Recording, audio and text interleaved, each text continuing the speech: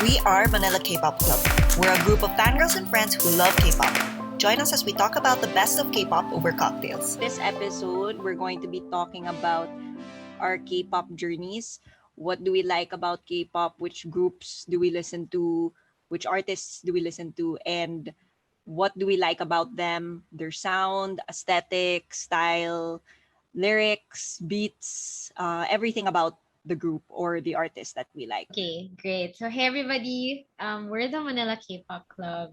So I'm Mon, and with me are Max and Mishka, and we are just a group of like girlfriends who have the same taste in feel good music.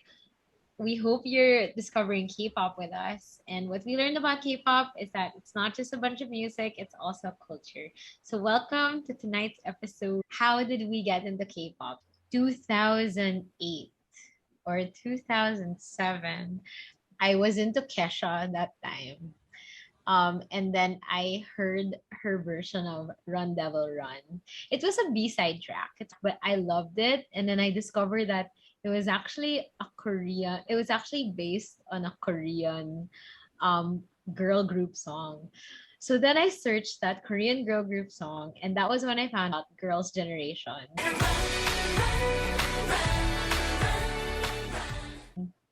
And I was blown away. That was my favorite song, I think, back then. The next time that I listened to K-pop, yeah, it was 2019 when Blackpink came out on Coachella. And then after that, I became friends with you guys. And then I started to listen to more K-pop. So that's been the journey. So I'm like a prodigal K-pop fan. Similar to Mon, it was Wonder Girls, I think, Nobody But You. That was 2008. 2017, because of a company dance, we were assigned K-pop. And then my group was assigned Red Velvet's Red Flavor. Yeah.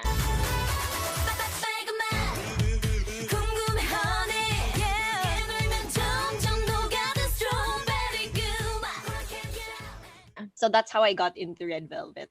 When I started listening to their music, I was like, oh my gosh, this is actually good. So Red Flavor was like their hit in 2017. And then I listened to their album in 2020, Dynamite came.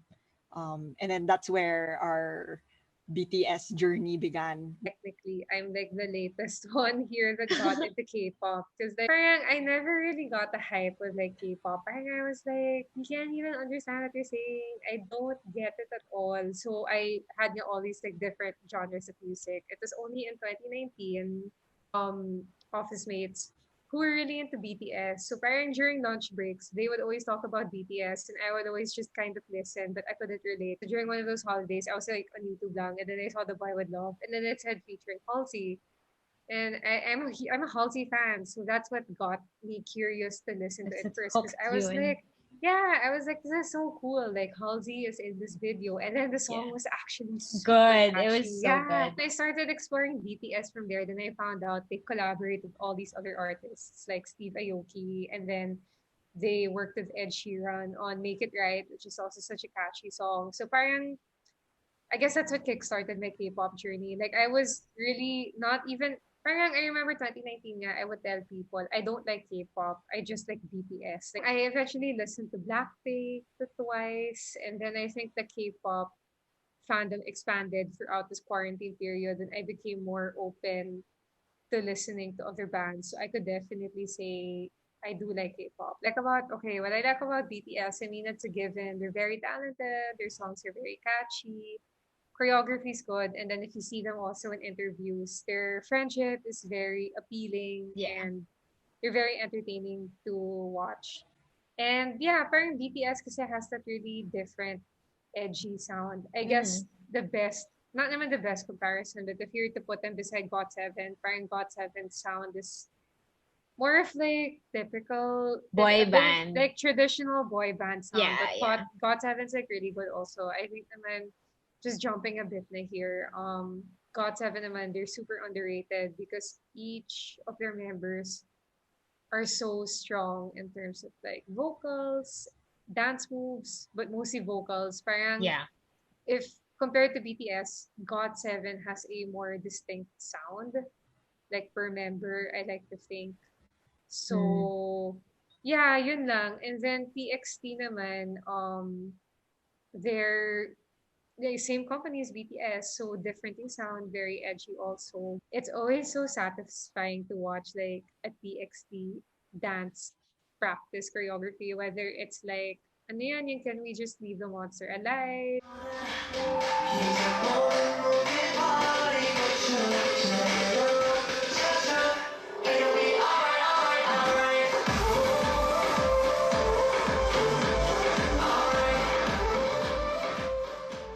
Or Blue Hour or Cat and Dog. It's very satisfying.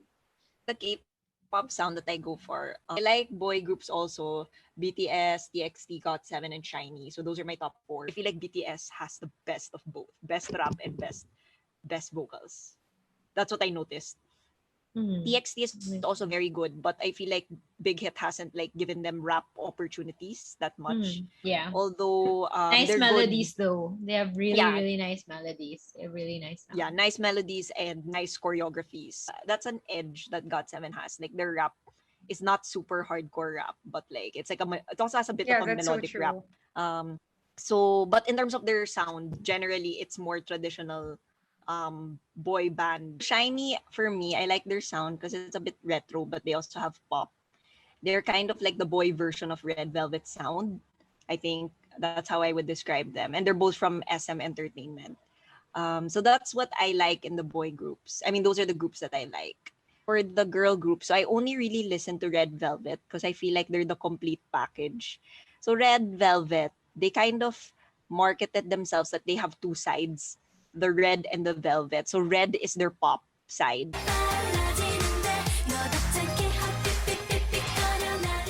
And then velvet is like their slow songs, R&B songs, their velvety side.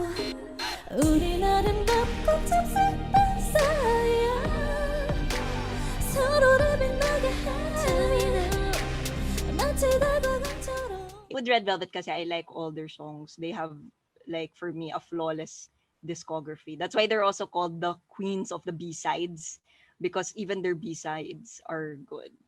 Top 5 would be BTS, Red Velvet, TXT, GOT7, and Shiny. So that's my K-pop sound. I think style is the number one thing that hooks me. I think that Blackpink has the best style in the entire K-pop universe. When I see that they like, yeah, that Coachella 2019 video, like just how their outfits looked like, they looked amazing. That's what hooked me in.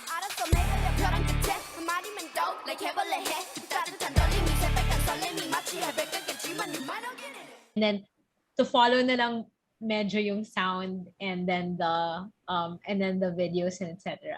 They have the best stylists, they have the best looks. But I think ITZY has also stepped it up a lot. Like they look amazing. But what hooked me so much with Blackpink was definitely the sound of Kill This Love.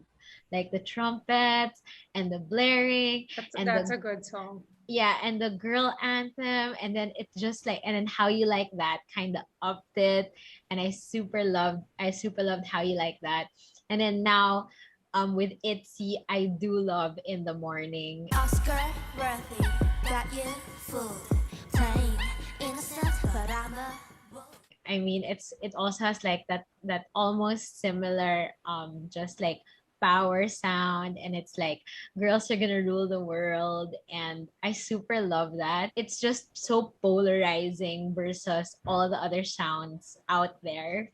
So it's why I really like K-pop girl group sounds. I'm not so into choreography as much, but I just like looking at them. So style, definitely, I think that's why Like also the girls, visual. yeah, the Yeah, the visual. visual, yeah, Yeah. parang I think that's why girls generation also like number one in style back then. Really, really amazing. So I will go on Spotify and like listen to the whole discography talaga.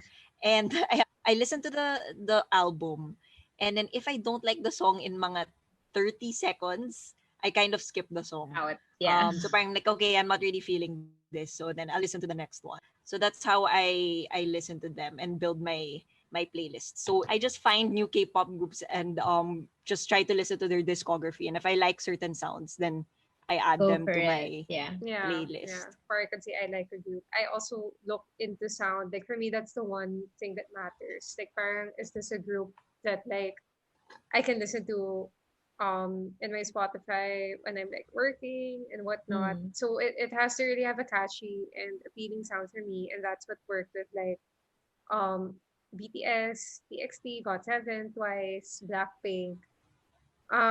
Again, I think it's kind of intentional, overwhelming. I think the newest K-pop um sounds I've discovered so far. I think Max, you're the one who termed it. I don't know if this is an actual term. Yung parang like K indie or K K R&B. and D. Yeah, yeah. No, I just went there a little bit because when Yu from GOT7 released his solo album, his sound is a bit more R&B, and then he has this one I song called love that. Oh my gosh. yeah, Yeah. diba? And then he has this one Sounds song called All amazing. Your Fault that features Grace. 작아지는 걸 심장이 멎을 것만 같아 난 참을 수 없어 This is how you fall So parang that's how it starts for me. Once I like a sound, I basically follow the sound. So I discovered Gray, I like Gray, and then recommendations to me also help a lot. Actually, that's how I got into all my bands. Yeah, something either like BTS, na parang mainstream but edgy, Yeah. or a bit of like R&B vibe indie, like yun nga, Yu-Gi-Oh! Or Gray, or even JB with like his solo stuff. Like if you listen to JB from GOT7, if you listen Yeah. to his SoundCloud, he's so good. So JB has like such a good ear for music. He's It's really bagay with R&B, like his Yeah, bagay siya. voice. Like that's his super. style. And Yeah. sobrang K R&B. Yeah. It's good. So there, everybody. That's what you can expect from this podcast. It's a lot of learning about K-pop, and you can suggest topics that you want us to discuss in the comments. See you around for the next podcast. Bye. Bye.